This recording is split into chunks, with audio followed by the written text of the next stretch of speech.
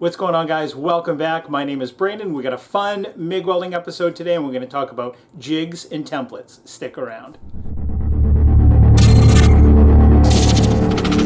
So this is what we're working on today, guys. This is a 2020 MT-03, and I just picked this up recently from my wife. It was wrecked, and I'm actually going through this and doing a complete build over on my other channel if you want to check it out. But today's welding project consists of shortening the kickstand, because I just purchased a lowering kit for this bike because it's a little too tall and it's going to lower the bike about an inch. So in order for this to sit right, I'm going to have to cut my kickstand and lower that by an inch. These pieces here for this Harbor Freight motorcycle stand, I made these pieces here. I use those on my Ninja 1000, and you can see those spools that are on it. Well, that bike is just slightly wider than this one, so I've put some silver marks so I know where it needs to go when it's with my 1000. Now I'll just move this in a little bit, snug that down, and that'll work for this bike. One of the things that we got to be concerned with on this is that we orient it right. You know, we don't want to cut it and then not have it go back together in the same orientation that it was in before we cut it. So we're gonna have to make sure that we build like a little jig to hold it all where it should be. Here's the kickstand. Let's get into the workshop and we'll jig this up and figure out how we're gonna do it. I'm gonna take, and I had the opportunity to either cut it here, which this isn't cut down here. Basically this is just the end of the tube that's been flattened and a leg kicked over. Basically they just crushed the tube and bent that over. That's how that was done. Or I could do it up top, and I'm going to elect to cut it up here, shorten it by an inch, and then re-weld it on. And then I'll send this part out to powder coat so it looks really good.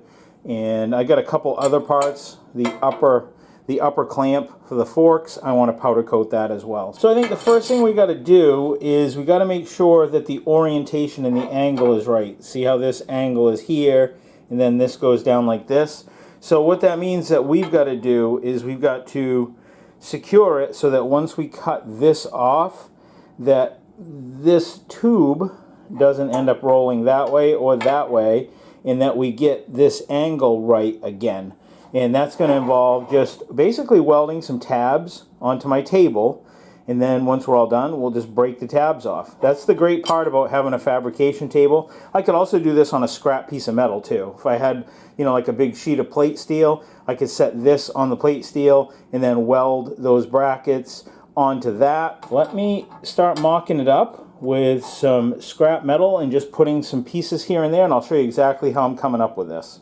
Like I said, we're going to take an inch out of the top of that.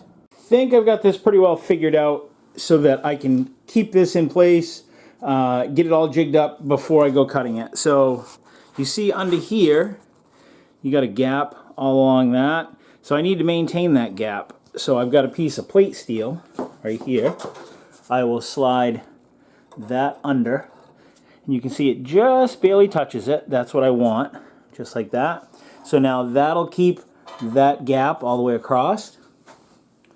And then to keep the orientation, I've got a piece of scrap square tube that I'll tack to the table. So now that'll keep this in orientation.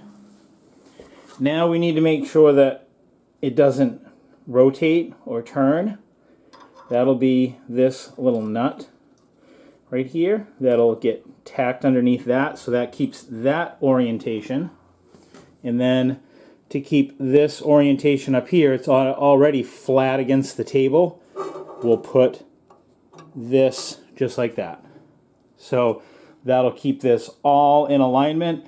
Then I can cut it, then I can slide this up an inch and we'll re-weld it. Next thing we got to do, guys, is we're going to tack down all of our pieces for our fixture, and I'll give you some pointers and some tips when we do that. I'm going to be using my Yes Welder MIG 205 DS. We want to be on DC electrode positive. Here we are. The earth or ground is going to go to negative because we're running solid wire using C25 gas. If we were using flux core, we'd be DC electrode negative. We'd flip those around. So as I said, we're using 30 thousandths. This is Lincoln electric wire. Then we come over our tank, we open our gauge slowly, and we open it all the way, gently, until it stops. And the reason for that is because non-flammable tanks have what's called a back sealing valve. So when the valve is all the way open, it's making a complete seal, so you're not going to have any gas leaking by. Flammable gas tanks are designed to just be opened a very small amount, so that way in the event there's a fire, you can close it quickly. And we're going to be using about 13 CFH of gas. I'm going to briefly walk you through some of the settings on the machine. And the first one is going to be 2T and 4T. That's your trigger mode. 4T is your most common. Pull the trigger, wire comes out, let off, it stops. This is the mode, so stick welding, lift TIG, gasless, so that's going to be flux core. And on this machine you can only choose 35 thousandths wire. It doesn't give you the option of choosing 30 thousandths. I know a lot of people in the forums have talked about that and asked, like, it doesn't give you the ability on gasless to select the 30 thousandths wire. Again, it's only going to give you in the synergic mode 35 thousandths, but it'll be just fine. You can, again, adjust, fine-tune it up and down from there. And then MIG CO2, that's if you're using straight CO2 gas. MAG is going to be if you're running C25 gas. And in that mode, you get 35 thousandths, 23 thousandths wire, and 30 thousandths wire to be able to select. So now we're on MAG, 30 thousandths. You've got a gas purge solenoid. So if you press this, see how that goes down? That's giving us about 13, 14 CFH of gas. And then this button here are your synergic parameters. So there's your thickness, and right now that's based on millimeters, so I'm rotating the dial until I get to 3.1, because 3.1 is approximately 1/8 inch, and that's what we're going to call this material that we're just welding together right now. So there's 3.1, 20.8 volts, 160 amps, so we're ready to weld right now. That's easy to set up. Now, if your weld bead profile sometimes is looking a little rough when you start, or it doesn't have quite the appearance you want, make sure you trim off that little ball off the end of your wire. Try to get into that habit. It's going to give you better restarts, and the beginning of your weld is going to look a little bit better. Alright, the first thing we're going to do, guys, is we are going to weld on the little spacer piece right here, this little plate. Now when I weld, I'm only going to weld on one side of stuff. I'm not going to weld here and here, because then I won't be able to break my weld off. So I'm just going to put a little weld right here on this edge, then I'll be able to lift it up when I'm done, snap it off, and then just grind all this flush.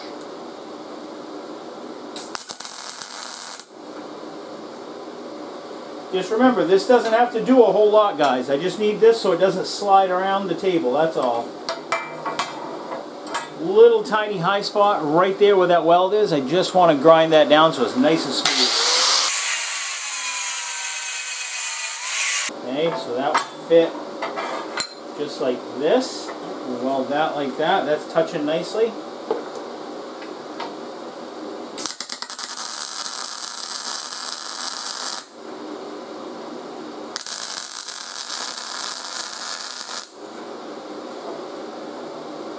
There, so now we take this, bump it right into that. That's held nice in orientation. My little nut underneath now.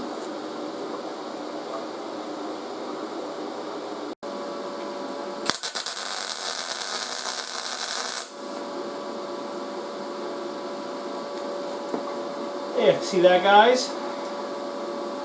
That's going to work really nice. Obviously, this can go this way, but it's important I just keep this pushed up against my stop here, and that will give me a perfect piece every time. So I'm going to put a mark, guys, right here at the point where we're going to cut it off, just so you can see.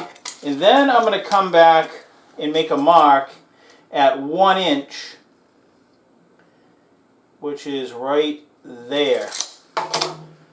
And that's where we'll cut the kickstand off. Just like that. So this right here will be where that is. So what I need to do now is drag this down right about in here, and that's where I need to put another material stop on this side so I know that that angle is exactly where it needs to be. Now I can weld this just like that. Make sense?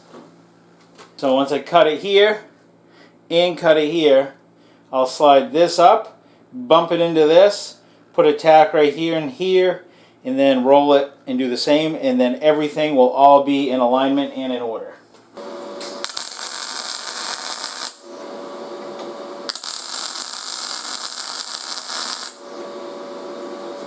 Just like that, guys. And there it is, right there. It's that simple. Now what we're going to do is cut it here, bring it back over to this, put it all back together. Things will be just perfect. They make an adjustable kickstand for this bike so that you don't have to cut it, but it looks cobbled. It does not look like a factory kickstand, and that's what I want this to look like. I want this to look as though it's not been tampered with.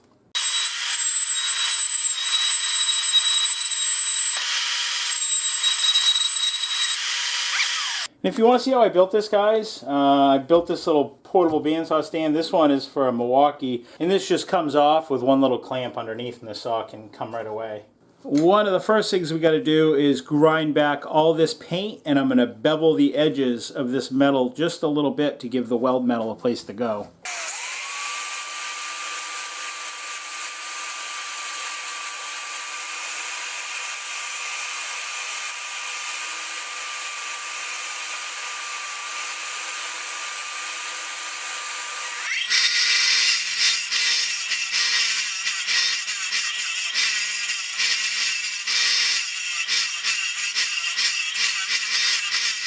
You can see I've beveled it around there. I've wire brushed around the edges just to clean everything up real nice. Did the same thing here, put a little bevel on this section, cleaned everything up real nice. And here it is. So this slides into place right there on top of that. Then this comes down and fits just like that. There it is, guys. Can't get much better than that. Now I know that that is in perfect orientation to how it was on the bike before.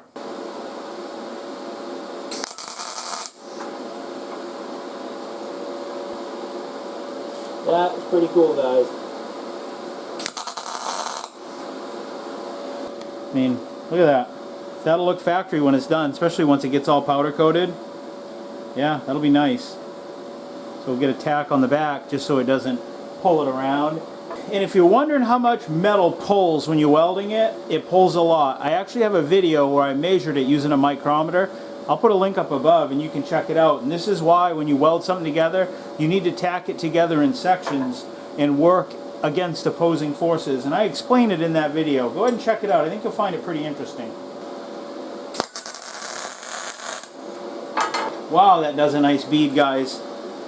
Look at that. I mean, that looks factory, doesn't it? I think it does. When that's all said and done, you won't even have a clue that we welded this.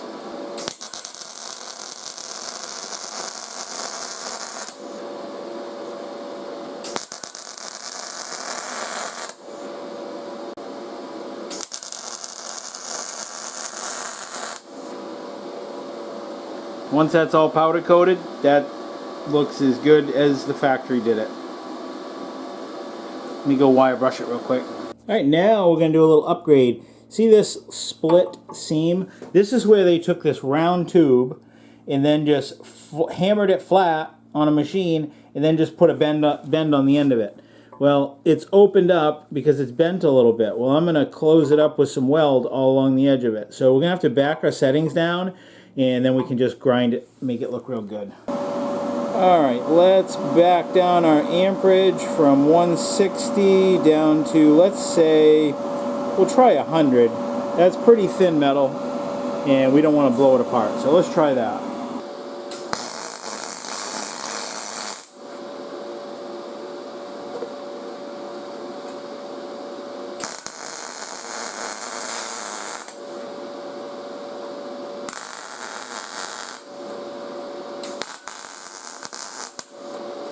There we go. Now just grind it flat and that'll look factory again. Then when you're done welding, make sure you shut down your bottle all the way. You don't got to go crazy tight, just until it stops, and then just give it a little bit. Then purge your gas valve. That's what I'm doing right now. You can see the gauge. So now I've emptied that. So the gauges are empty and the lines going to the welder are empty. Now you want to back off either your diaphragm or your setting on a flow meter, and then you're good to go until the next time.